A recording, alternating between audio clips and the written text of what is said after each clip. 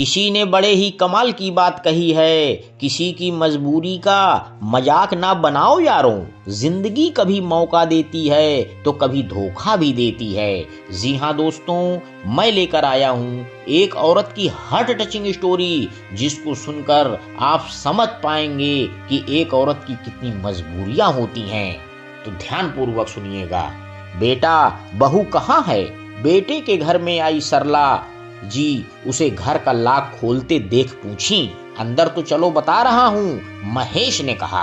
अंदर कदम रखते ही अपना पर्स सोफे पर रख पूरे घर को एक नजर देखने के बाद सरला जी ने पूछा, बता भी, बहू कहाँ है? अरे माँ, उसकी माँ की तबीयत बहुत खराब थी, अब बेटी का मन करने लगा माँ से मिलने का।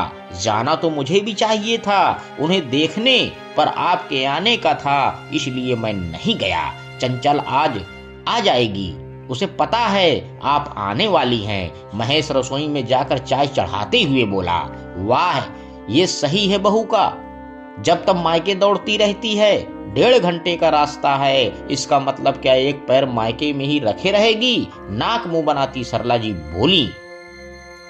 कमाल करती हो माँ, तुम भी। पता है, जब मैं बोला यार माँ आ रही है और तुम यहाँ नहीं रहोगी तो उन्हें अच्छा नहीं लगेगा।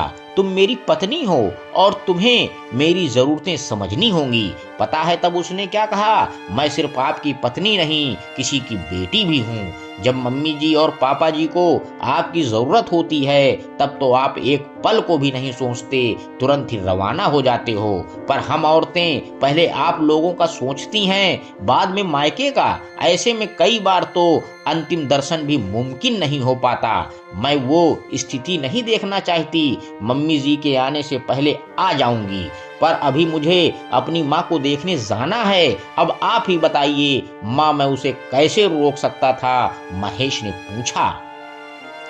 बेटा, शादी के बाद हर औरत के लिए पहले पति और ससुराल होता है, बाद में मायका।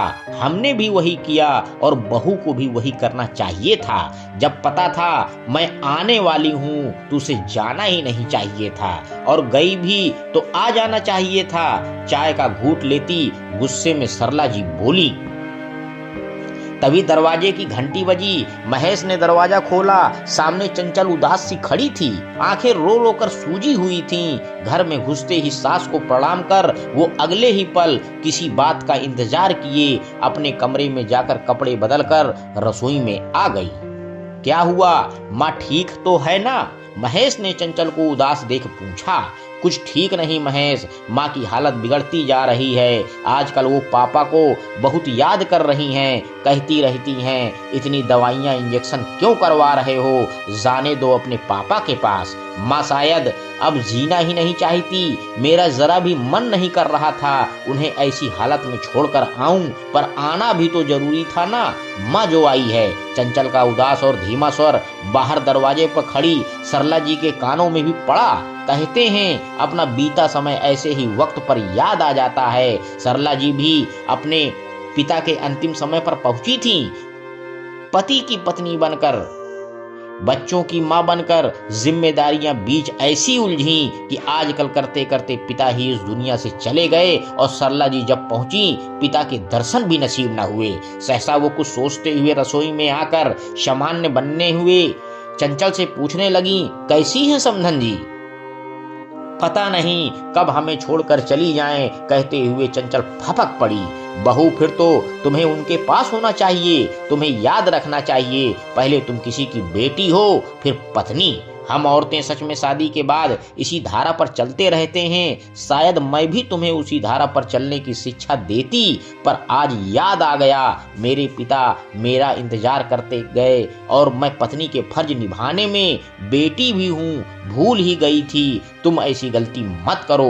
मैं 10 दिन के लिए आई हूँ, ये सोचकर तुम उन्हें छोड़कर चली आई हो। कल को भगवान न करे समधन जी को कुछ हो गया तो ना तुम मुझे माफ कर पाओगी, ना मैं खुद को अपराध मुक्त कर पाऊंगी।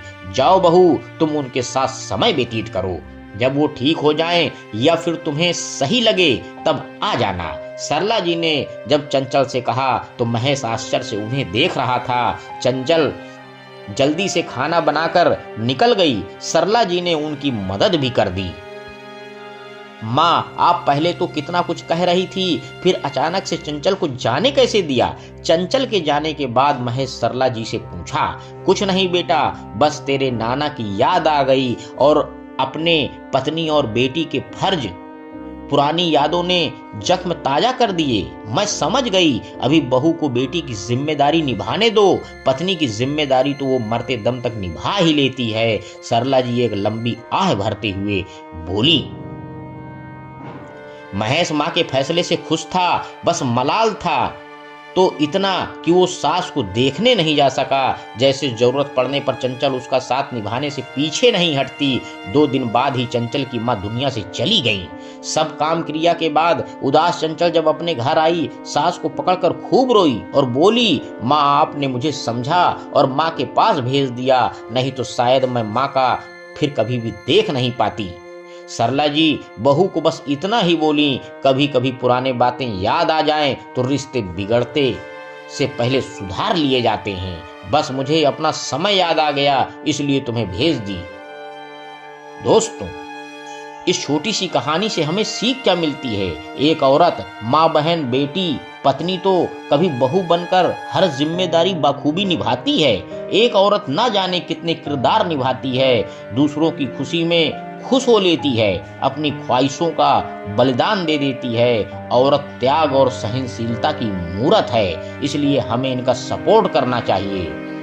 अंत में दोस्तों बस मैं यही कहना चाहता हूँ कि हर कोई किसी की मजबूरी नहीं समझता, दिल से दिल की दूरी नहीं समझता। कोई तो किसी के बिना मर मर के जीता है और किसी को याद करना भी जरूरी नहीं समझता। धन्यवाद दोस्तों, मेरे YouTube चैनल को लाइक और सब्सक्राइब करें। आपका दिन शुभ हो।